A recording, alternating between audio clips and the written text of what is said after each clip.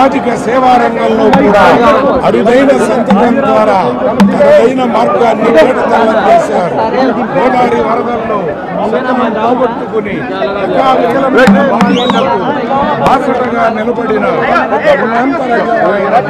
కృష్ణమ్మ ఒప్పొంగితే తనలోని మానవత్వం ఉప్పొంగి తెలుగు సినీ పరిశ్రమ తరపున సహాయ నిధికి నాయకుడై ప్రజా సేవా సంఘ సేవకుడై ఉరికిన ఉదార హృదయం ఆయనది.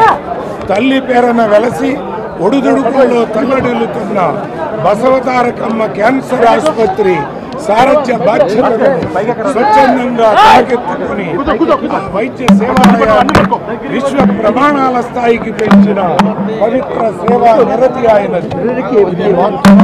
ఆయన అర్పించిన నివాళి. తండ్రి ప్రారంభించిన తెలుగుదేశంలో తాను అంతర్భాగమైన గడిచిన 30 సంవత్సరాలుగా పదవులకు హోదాలకు అతీతుడై పార్టీ సమగ్రతకు ప్రణమిల్లి ప్రచార విజయ సారథిగా నిరుపమ క్రమశిక్షణాయుత కార్యకర్తగానే కొనసాగటం ఆయనలోని వితరణకు వివేచనకు సాటిలేని నిర్వచనం. ఇది పుత్రిమూర్తిగా ఆయన అందించిన నీరాజనం.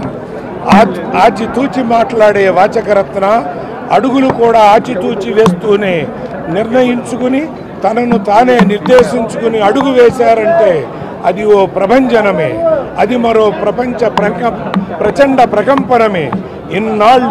ఇన్నేళ్లు ప్రత్యక్ష ప్రజాసేవకు అతీతంగా సాగిన ప్రజారత్న ఈసారి అన్నగారి ఆత్మగౌరవ దీక్షను తలదాల్చి హిందూపురం నుంచి పోటీ చేసి విజయుడై ప్రజాభీష్టంతో దిగ్విజయుడై ముమ్మూర్తుల తండ్రికి తగ్గ తనయుడిని అని నిరూపించుకున్నాడు. పంచభూతాల సమక్షంలో అందరివి జీవితాలే, కానీ కొందరివి మాత్రమే చరిత్రలు. నందమూరి తారక రామారావు ఓ సంచలన చరిత్రకారుడు. ఆ మహనీయుడి ఊపిరిలో ఊపిరిగా అడుగులో అడుగేస్తూ పయనిస్తున్న నందమూరి బాలకృష్ణది ఓ పరిపూర్ణమైన జీవితం. నందమూరి యవనిక పైన మొనదేలుతున్న మరో శిఖరం, రేఖలు విచ్చుకుంటున్న మరో దిక్చక్రం. రేపటి రోజున రాష్ట్రానికే కాదు తెలుగు తేజానికే కావాలి ఆయన జీవితం చిరస్మరణీయం, అనునిత్యం అనుసరణీయం. ఈ క్షణం శాశ్వతమై అష్టదిక్కులే అవనీతల దేవతలై అందరి అనంతకోటి గళాలే జైత్రయాత్రల ధ్వజస్తంభపు జేగంటలై పలుకుతున్నాయి, ప్రతిధ్వనిస్తున్నాయి. మంగళకర మహిత శీల ఆశీర్వచనాలు కురిపిస్తున్నాయి. యువరాజరత్న పైన పూర్ణ కుంభాభిషేక పుణ్యవచన ప్రసూనాలు. శతమానం భవతి శతమానం భవతి శతమానం నా గాయత్రి పరమంత్రం నమాతు పరదేవత నా హరే పరిత్రాత నానుతాత్ పాతకం పరం యస్తాత్ పార్థివ దేహ ప్రాదురభూతేన భగవతి గురుణ సంతున మాంసే సహస్రం తస్మై సర్వజ్ఞ మూర్తే పిత్రే వాగర్తాభ్య సంపృక్తో వాగర్తభ్య ప్రతిపతే జగత వందే పితరో భారతీ పరమేశ్వరం. అటువంటి పుణ్య దంపతులకు బిడ్డగా పుట్టిన నేను మరి ఇంతమంది అభిమానులు సంపాదించుకోవడం అంటే, ఇటువంటి విలువైన అభిమానులు సంపాదించుకోవడం అంటే అది నా పూర్వజన్మ సుకృతంగా భావించుకుంటున్నాను. మరి ఆ తండ్రి అడుగుజాడల్లో మరి మీరంతా కూడా ఆయన చేసిన ప్రతి ప్రయత్నాన్ని ఆశీర్వదించి ఆయనకి ఇచ్చిన స్ఫూర్తి, ఆయనకి ఇచ్చిన ఉత్సాహంతోనే ఆయన ఎన్నో ప్రయోజనాత్మకమైన సినిమాలు చేయడం జరిగింది. అటువంటి తండ్రికి బిడ్డనై ఆయన చేసిన పాత్రలన్నింటినీ మళ్ళీ నేను చేయడం అనేది అదంతా నా పూర్వజన్మ సుకృతం. మీకు నాకు ఏ రుణానుబంధమో ఏ విడదీయలేని అనుబంధమో కదా అని నాకు అనిపిస్తూ ఉంటుంది. ఈ యొక్క నా 53వ జన్మదినోత్సవ 54వ జన్మదినోత్సవ సందర్భంగా మీరంతా నన్ను చెరగల నుంచి తరలి వచ్చిన నా అభిమానులందరికీ నా హృదయపూర్వక కృతజ్ఞత అభివందనాలు తెలియజేసుకుంటున్నాను. మీరందరూ ఇచ్చిన ఉత్సాహం ప్రోత్సాహం బట్టే ఇంతవరకు నేను ఎన్నో పాత్రలు చేయగలిగాను. అలాగే ఎన్నో సాంఘిక సంక్షేమ కార్యక్రమాలు చేపట్టాను. వాటికి మీరెప్పుడు మీ అండదండలు మీ సహాయ సహకారాలు అందిస్తూనే ఉన్నారు. ఇప్పుడు నేను మరి కొత్త రంగంలోకి నా జీవితంలోని రెండో ప్రస్థానం ప్రారంభించడం జరిగింది. అక్కడ నాన్నగారు ప్రాతినిధ్యం వహించిన 3 సార్లు హిందూపురం నుంచి ఈసారి నేను కూడా ఎన్నికల బరిలో దిగి అటు హిందూపురం నుంచి తెలుగుదేశం పార్టీ తరఫున శాసనసభ్యుడిగా పోటీ చేయడం, ఆ విజయాన్ని సాధించడం ఆ తల్లిదండ్రుల ఆశీస్సులతో మీ అందరి అండదండలతో మీ అందరికీ నా కృతజ్ఞతలు తెలియజేసుకుంటూ తప్పకుండా ఈ యొక్క శేష జీవితాన్ని అలాగే హిందూపురం యొక్క అభివృద్ధి కోసం నియోజకవర్గ అభివృద్ధి కోసం రాష్ట్ర అభివృద్ధి కోసం అలాగే నా అభిమానుల యొక్క సంక్షేమం కోసం వాళ్ళని ఉన్నత స్థాయికి తీసుకెళ్లడం కోసం పార్టీ కార్యకలాపాలలో ముఖ్యంగా దానిపైన నాకు ఎక్కువ మక్కువ ఉంది. ఎందుకంటే ఎప్పటికైనా తెలుగుదేశాన్ని పార్టీకి కార్యకర్తలే నిజమైన బలం.